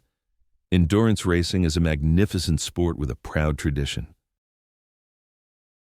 But that tradition is undermined when we prioritize results over welfare, when we push horses beyond their physical and psychological limits in pursuit of trophies and prize money. On the screen behind him appeared a final image, Maverick running freely in the Cooper Farm's largest pasture, his movement fluid and joyful, the very picture of equine health and happiness. This is what success looks like, Jack concluded. Not a ribbon or a trophy, but a horse who has rediscovered his spirit, who moves without pain and lives without fear. That should be the true measure of our achievement as horsemen and women. The audience's response was immediate and overwhelming. People rose to their feet, applause echoing through the ballroom. Jack glanced at Frank and Dr. Wilson, sharing a moment of stunned gratification before Eleanor ushered them toward the side of the stage for the quanda portion of their session. As the applause subsided and audience members began approaching the microphones stationed in the aisles, Jack noticed Thornton rising from his seat and striding toward the exit, his presentation materials clutched tightly under his arm. Something in the man's rigid posture and furious expression sent a chill of apprehension through Jack. The first several questions were directed primarily to Dr. Wilson, focusing on the medical aspects of Maverick's rehabilitation. She answered with professional precision, emphasizing the importance of collaborative care between trainers and veterinarians. Then a distinguished-looking woman in riding attire approached the center microphone. "My question is for Mr. Cooper," she said. "I'm Victoria Langford, chair of the Competition Standards Committee. Your presentation was compelling, but I'm curious, what specific rule changes would you propose to prevent similar cases in the future?" Jack hadn't anticipated policy questions, but he answered honestly. "I believe mandatory rest periods between competitions would be a start. Independent veterinary assessments at checkpoints with the authority to withdraw horses showing signs of distress regardless of trainer objections. And perhaps most importantly, transparency in reporting injuries and breakdowns so patterns can be identified." Victoria nodded thoughtfully. "Those are reasonable suggestions that align with reforms our committee has been considering. Would you be willing to consult with us on implementing such changes?" The invitation caught Jack by surprise. "I'd be honored," he replied, aware that he was being drawn into a more public role than he had initially intended. As the quanda continued, Frank leaned close to Jack's ear. "Thornton left in a hurry," he murmured. "That doesn't sit right with me." Jack nodded slightly, sharing Frank's concern. Thornton had been scheduled to present later that afternoon. His abrupt departure suggested he might have other plans. When the session finally concluded, Eleanor guided them through a crush of attendees eager to discuss the presentation further. Jack appreciated the positive response, but couldn't shake his unease about Thornton's departure. "I think I should head back to the farm," he told Eleanor as they made their way to the conference center's lobby. "Check on Maverick." Eleanor looked disappointed but understanding. "Of course. We can handle the networking reception without you. Will you return for tomorrow's sessions?" "I'll try," Jack promised, though his priority was clear. The drive from Louisville back to the Cooper farm took just over an hour, during which Jack's apprehension grew. He tried calling home several times, but reception was spotty on the rural roads, and his calls went unanswered. As he turned onto the gravel driveway leading to the farm, Jack's heart sank. A Millerville County Sheriff's Department cruiser was parked in front of the house alongside Thornton's black Cadillac. Jack parked hastily and sprinted toward the barn where he could see a small gathering of people, his parents Emma and two uniformed deputies standing with Thornton, who was gesturing emphatically toward Maverick's paddock. "What's going on?" Jack demanded as he approached. Robert Cooper turned to his son with evident relief. "Jack, thank goodness. This man," he indicated Thornton with obvious distaste, "is claiming we're keeping his horse illegally." One of the deputies, a middle-aged man with a patient expression, stepped forward. "Mr. Cooper, I'm Deputy Williams. We're responding to a complaint filed by Mr. Thornton here, who claims ownership of a horse on your property." "That's absurd," Jack replied, fighting to keep his voice level. "I purchased Maverick legally at the Westfield auction 4 months ago. I have the bill of sale and registration transfer." Thornton's face was flushed with either anger or triumph, perhaps both. "The horse was consigned to auction by an unauthorized stable hand," he claimed. "I never intended to sell Resilient Spirit. He's a valuable breeding prospect, and I have the original registration papers to prove my ownership." Jack stared at him in disbelief. It was a blatant lie, but a clever one, creating just enough legal ambiguity to cause trouble. Deputy Sarah Cooper interjected, "My son has poured his heart and soul into rehabilitating that horse from a terrible condition. He has documentation of the purchase and all subsequent veterinary care." Deputy Williams nodded, maintaining his professional demeanor. "Ma'am, we understand this is a sensitive situation. We're not here to remove the horse today. This appears to be a civil matter that will need to be resolved through proper legal channels." His partner, a younger woman, added, "We're just documenting the complaint and advising all parties to maintain the status quo until ownership can be legally determined." Jack's relief at hearing they wouldn't take Maverick was tempered by fury at Thornton's underhanded tactics.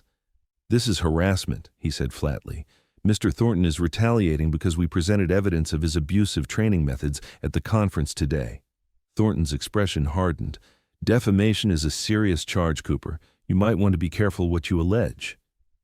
"Gentlemen," Deputy Williams intervened, "I suggest you both consult with legal counsel before making any further statements. As I said, this appears to be a civil matter. We've documented the complaint and the current location of the horse in question." After the deputies departed, promising to file their report with the appropriate authorities. Thornton lingered, his calculating gaze fixed on Maverick, who watched the proceedings from the safety of his paddock. "You think you've won some kind of moral victory today?" he said to Jack, voice low and venomous. "But this isn't over. That horse represents a significant investment, and I protect my investments." "He's not a thing," Jack replied, struggling to contain his anger. "He's a living being that you nearly destroyed, and there's no way in hell I'm letting him go back to you." Thornton smiled thinly. "We'll see what the courts have to say about that. Sentimental arguments don't hold much weight when property rights are at stake." He turned toward his car, then paused. "By the way, your little presentation today, it's already being forgotten." The racing community respects results, not bleeding heart rehabilitation stories. After Thornton's departure, the Cooper family gathered in the kitchen to assess their situation. Emma, whose law school training proved invaluable, outlined their legal position. "The good news is you have solid documentation of the purchase," she told Jack. "The bill of sale, transfer of registration, even witnesses from the auction. The bad news is litigation can be lengthy and expensive, even when you're in the right." "So what do we do?" Sarah asked, pouring coffee for everyone. "We fight," Jack said simply. "Whatever it takes." Robert nodded, placing a supportive hand on his son's shoulder. "And we call Eleanor. The Equine Welfare Alliance must have legal resources they can bring to bear on a case like this." Jack's phone rang. Frank, calling from Louisville after hearing about the confrontation through Emma's urgent text messages. "I'm leaving the conference now," Frank said, his voice tight with concern. "Should be there in an hour. Don't let Thornton anywhere near Maverick if he comes back." "We won't," Jack assured him. "But I think he's playing a longer game. Legal harassment, dragging this out until we can't afford to fight anymore." "Then we'll need to change the game," Frank replied cryptically before hanging up. The following days brought a flurry of activity. Eleanor mobilized the Equine Welfare Alliance's legal team, who quickly filed counter-complaints against Thornton for false claims and harassment. The local media, alerted to the controversy, began publishing articles about Maverick's remarkable rehabilitation and the subsequent ownership dispute. Public opinion swung decisively in Jack's favor when Jessica released additional footage from their documentation project, particularly powerful clips showing Maverick's transformation from the broken creature at the auction to the healthy, trusting horse he had become. A week after Thornton's visit to the farm, Jack received an unexpected call from Victoria Langford of the Competition Standards Committee. "Mr. Cooper," she began without preamble, "I've been following the situation with your horse. The committee is deeply concerned about Mr. Thornton's claims, especially in light of the evidence presented at the conference." "Thank you for your concern," Jack replied, uncertain where this was heading. "This isn't just a courtesy call," Victoria continued. "The committee has voted to open an official investigation into Mr. Thornton's training practices based on the medical evidence Dr. Wilson presented. Furthermore, we're implementing several of the rule changes you suggested on an expedited basis." Jack was momentarily speechless. He had hoped their presentation might influence future policies, but hadn't expected such immediate action. "That's remarkable," he managed finally. "There's more," Victoria said. "The investigation means Mr. Thornton's competition license is suspended pending the outcome. He's effectively barred from all sanctioned events for the foreseeable future." She paused. "I thought you should know that his financial backers are withdrawing support in droves. No sponsors want to be associated with these allegations." After the call ended, Jack sat on the porch steps processing the implications. Thornton's power had always stemmed from his success and connections in the racing world. With his reputation damaged and financial support evaporating, his ability to pursue a prolonged legal battle over Maverick would be severely compromised. Frank found him there, offering a steaming mug of coffee as he settled beside Jack on the steps. "Heard about Thornton's suspension," the older man said. "Word travels fast in racing circles." Jack nodded. "Victoria Langford just called to tell me. Seems like our presentation had more impact than we realized." Frank smiled, the lines around his eyes crinkling with satisfaction. "Justice comes in unexpected form sometimes."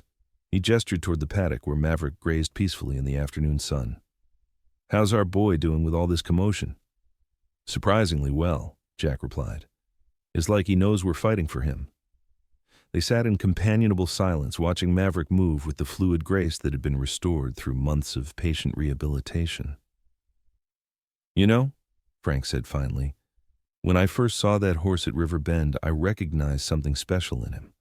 Not just athletic talent, but heart, the kind you can't train into them. It's born there or it isn't." He glanced at Jack. "Same thing I saw in you that day you showed up asking questions about him." Jack smiled, touched by the unexpected compliment. "High praise coming from you."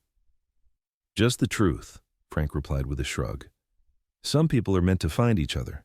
You and Maverick, that's one of those pairings that makes an old horseman believe in something bigger than chance."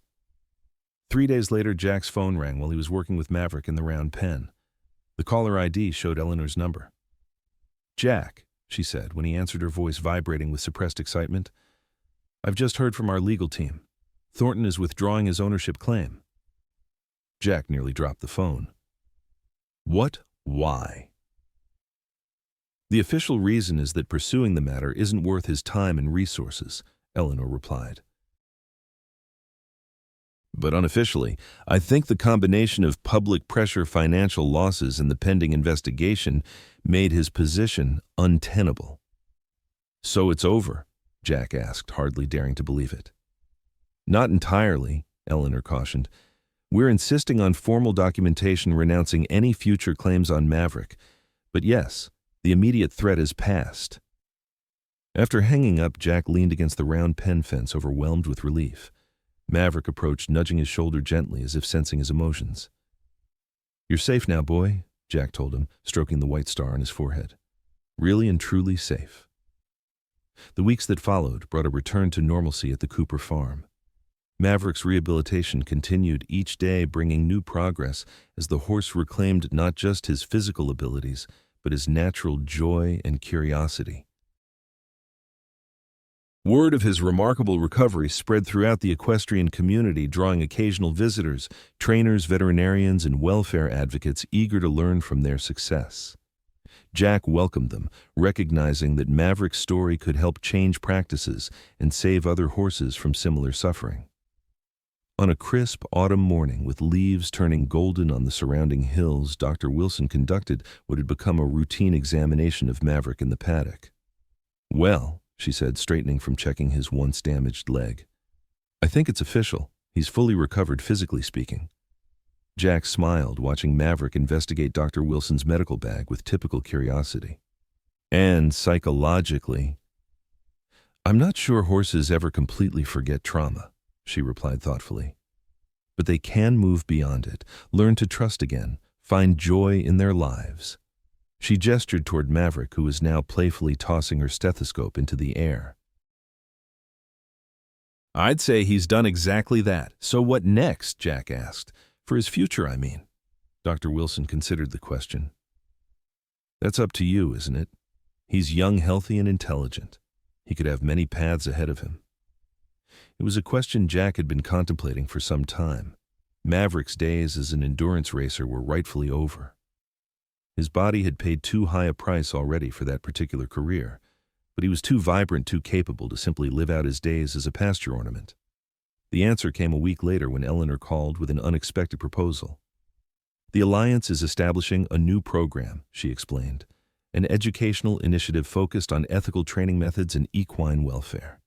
We need a flagship horse one with a compelling story that demonstrates both the cost of abusive practices and the potential for rehabilitation." "You want Maverick," Jack guessed. "We want both of you," Eleanor clarified. "Your partnership is what makes the story powerful. Trainers relate to you, Jack. You're not some distant academic or activist. You're one of them, showing a better way forward." The proposal was intriguing. It would involve travel to equine education events and demonstrations, sharing Maverick's story and the techniques that had facilitated his recovery.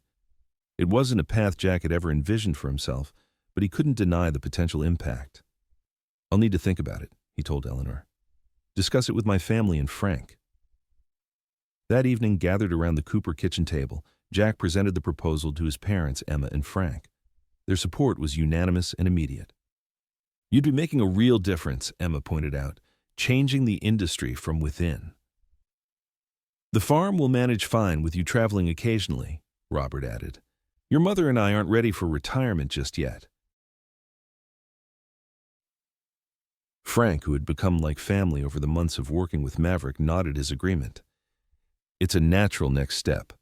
That horse has more to teach us all, and you're the right person to help him do it."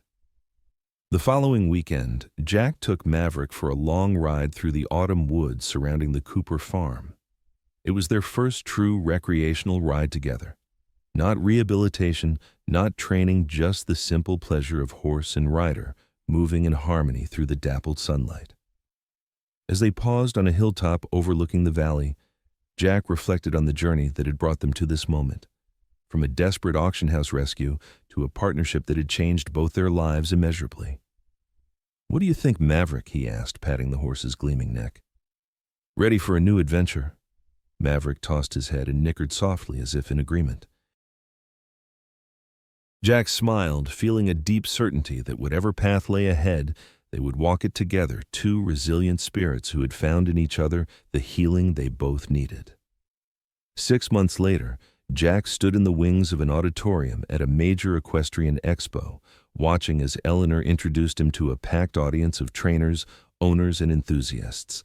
Beside him, Maverick waited, calmly accustomed now to crowds and presentations after a successful tour of educational events across the country.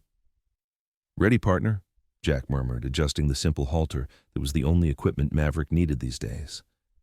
The stallion nickered softly, nudging Jack's shoulder in what had become their private sign of trust and affection. Together, they walked into the spotlight, not as rescuer and rescued, but as equals on a shared mission. The audience applauded, many already familiar with their story through the media coverage and the Alliance's educational materials. As Jack began to speak, sharing the journey that had brought them to this moment, He glanced at Maverick standing proudly beside him. The once broken horse now embodied everything Jack believed about the power of patience, compassion, and second chances.